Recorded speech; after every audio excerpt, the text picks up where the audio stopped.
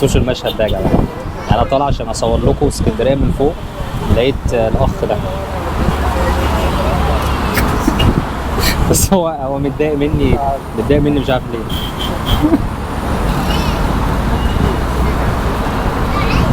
لا ده عبيته جامده تصدق. هو عشان شايفني بس، عشان طول ما صاحبه موجود هو ولاؤه كله لصاحبه، مش اي حد يجي ياخده يمشي معاه. يعني هو بيعضني كنوع من هو بيدافع عن نفسه يعني. بالظبط. انما انا اتعامل معاه عادي. هو بيتكلم؟ بس هو طبعا عشان احنا في مكان جديد عليه فقلقان من الطريق. هايب شويه. بيقول ايه الكلمات اللي حافظها؟ بيقول شيكو. شيكو ده اسمك؟ لا اسمه هو. وهات بوسه. بيقول هات بوسه. ماشي. بيقول الو.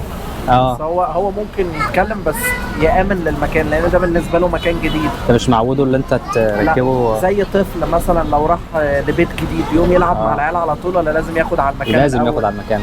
ده بالظبط نفس الاطفال. هو ذكائه يعادل ذكاء طفل عنده 6 سنين. ما شاء الله. ده نوعه ايه ده؟ ده مكاو، بلو اند جولد. مكاو بلو اند جولد. بلو اند جولد ده اللي هو لون الالوان بتاعته. ده اصلا اساسه فين؟ موطنه استراليا. والغابات المطيره وغابات الامازون. يعني الاخ ده استراليا يا جماعه. معاك جواز السفر بتاعه؟ طبعا. بجد؟ ايوه. عايز احسس عليه بس. شيكو يقف على كده. اخ شيكو يا جماعه واقف على دماغي.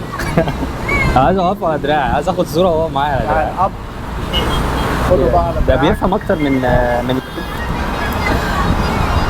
تعالى شيكو ناخد صوره. شيكو بص للورا احمد وغيظه. قول هاي للناس بتوعي. طب خلاص اقعد.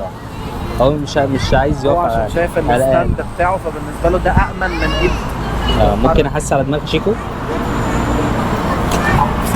لا خلاص يا شيكو.